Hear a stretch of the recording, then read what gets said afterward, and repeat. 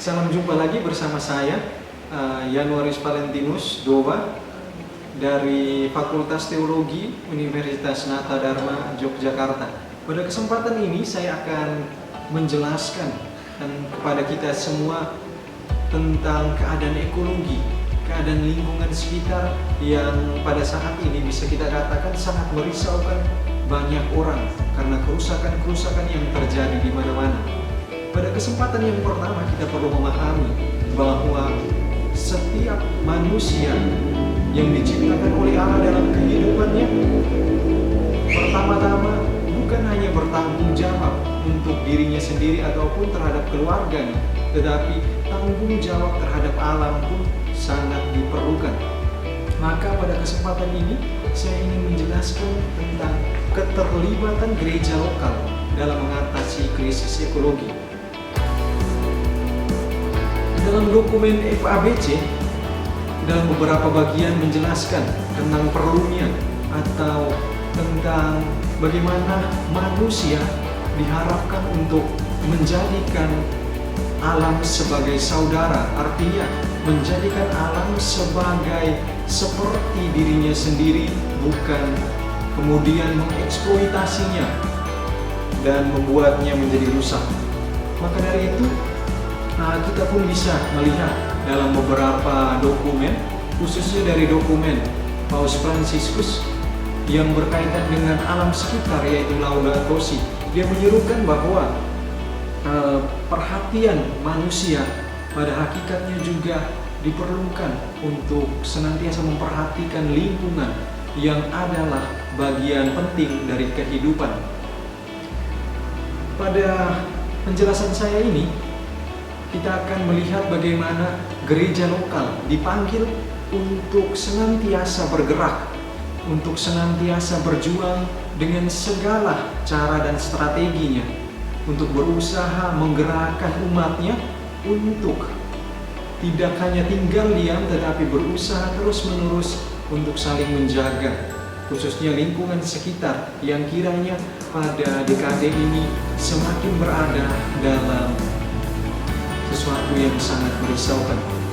Maka dari itu, seiring berkembangnya zaman, gereja lokal dan juga kerusakan lingkungan atau kerusakan ekologi pada hakikatnya turut menyita atensi khususnya gereja lokal sebagai umat Allah yang diciptakan oleh Allah sendiri, yang dipanggil untuk menjaga alam sekitar. Di sini saya mau menjelaskan bagaimana lingkungan hidup yang diciptakan oleh Allah itu merupakan rumah bagi seluruh ciptaan. Namun sayangnya pada zaman ini, realitas ini menunjukkan bahwa rumah bersama ini kemudian mengalami kerusakan. Ada beberapa hal yang kemudian menjadi latar belakang kerusakan ini, khususnya kerusakan alam sekitar yang pada abad ke-21 ini begitu merisaukan. Pertama-tama kita akan melihat tentang polusi udara.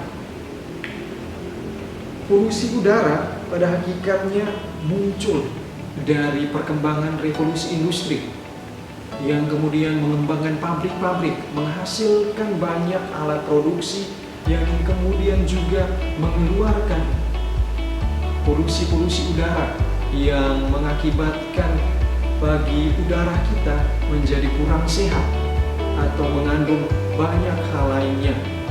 Pada bagian kedua, saya ingin menjelaskan juga tentang illegal logging atau pembalakan liar yang juga sering kali terjadi di Indonesia ataupun kita bisa melihat di Kalimantan.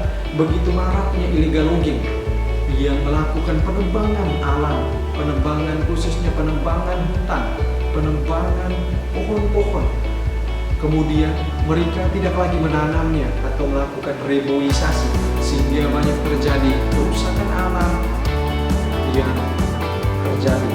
Tiga, saya ingin menjelaskan juga tentang pencemaran air yang adalah masuknya komponen yang kemudian bercampur dengan air sehingga menimbulkan menurunnya kualitas air. Pencemaran air itu juga terjadi karena limbah-limbah pabrik yang kemudian dialirkan ke yang mengandung bahan-bahan yang tidak sehat bagi ekosistem, bagi ikan-ikan ataupun kehidupan-kehidupan yang berada di dalam air, sehingga pencemaran air ini kiranya juga sangat menjadi masalah baru, masalah yang kiranya dapat menjadi perhatian bagi kita semua untuk mengatasinya. Yang keempat, adanya industri pertambangan yang merupakan rangkaian kegiatan penggalian, pengelolaan, pemanfaatan, dan penjualan bahan galian mineral, batu bara, gas, dan juga panas bumi. Seringkali bahwa pada pertambangan ini terjadi sikap manusia yang ingin menguntungkan dirinya sendiri. Mereka mengeksploitasi dengan begitu banyaknya alam sekitar, sehingga membuat alam sekitar menjadi rusak.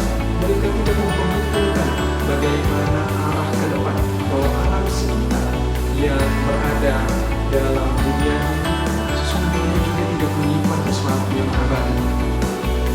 Ada pula hal yang kelima yang berkaitan dengan penangkapan ikan menggunakan dinamit. Seringkali bahwa dinamit digunakan untuk menghancurkan batu-batu cadas, menghancurkan banyak hal, khususnya tebing-tebing yang kemudian digunakan untuk membuat jalur transportasi. Tetapi pada zaman sekarang mereka menggunakan dinamit ini untuk menangkap ikan, sehingga ketika membuang dinamit ke dalam laut, terjadi ledakan yang begitu besar, mengakibatkan anak-anak ikan pun mati semuanya. Maka dari itu, gereja sebagai institusi yang kemudian memiliki peran moral di situ, senantiasa perlu menyuarakan suara kenabiannya sebagai persekutuan yang hendaknya dipanggil oleh Allah untuk tidak hanya bertanggung jawab terhadap dirinya, tetapi bertanggung jawab juga terhadap alam. Maka dari itu, kesimpulan yang ingin saya rangkum dari sini adalah manusia bukan hanya memanfaatkan ciptaannya, tetapi juga bertugas melestarikan dan menggunakan alam sesuai dengan fungsinya. Maka orang Kristen ataupun Katolik diharapkan mengelola lingkungan sesuai dengan peruntukannya dan tidak hanya menggunakannya tanpa memperhatikan dampak negatif di kemudian hari. Mungkin dari saya itu saja, sekian dan terima kasih.